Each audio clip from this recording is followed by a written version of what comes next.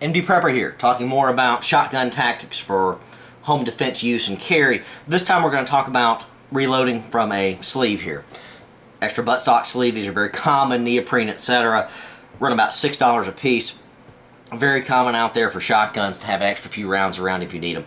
Now, first I'd say always keep your shotgun loaded, because that one last round in there is going to save you from reloading, and that might be the round you need.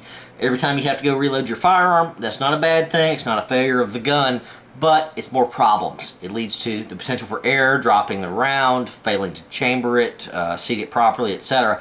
So, something to be avoided if you can. Now, with these very common little sleeves, I grew up stacking them pointing down basically with the primer and the rim up at the top, but I learned many years ago from somebody that that was the wrong way to do things. The best way to load them, if you want quick, effective reloading, is to load them down, or upside down basically is what a lot of you may consider that. If you see right here, this one's loaded down as the rest of these. This one's for demonstration.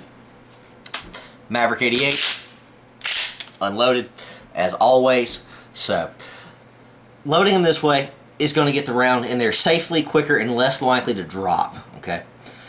You say, well, what does it matter? Well, every second counts, but the more hand you get on this thing, the more grip you get on this round, the better you're going to be able to manipulate it. And I think the best way, in my opinion, is to keep this thing basically loaded upside down with the round facing upwards, the shell facing upwards, if you will. Here's why. Okay. All semi-autos and pump actions load from the bottom. So you got to get this thing to the bottom of the shotgun as quick as possible and as easily as possible. When it's loaded this way, I'm going to come in here with my hand and I'm going to push it down with my thumb, because that just fits perfectly, whether you're right-handed or left-handed. If you're left, obviously it's going to be on the other side of the shotgun. You push down, like so, and then you come under with most of your hand and your thumb and grab this thing. It's automatically on the bottom side of the shotgun and pointed in the right direction. So all I got to do is move it up and load it, which I'm obviously not going to do. If it's loaded up here at the top, the wrong way in my opinion, you got to come in, probably with your index finger, push it up, reach over the top, grab it, less of the hand grabbing this thing. If it comes down and falls out, or you push it too far or whatever on the bottom side, you got your whole hand there to potentially grab the thing and hold on to it before you drop it. Up here, not so much. You got to grab it here and it might drop, okay? Minor consideration, but you got to realize that in a high-stress situation, your fine motor is going to go to hell in a handbasket. So the less fine motor, the better.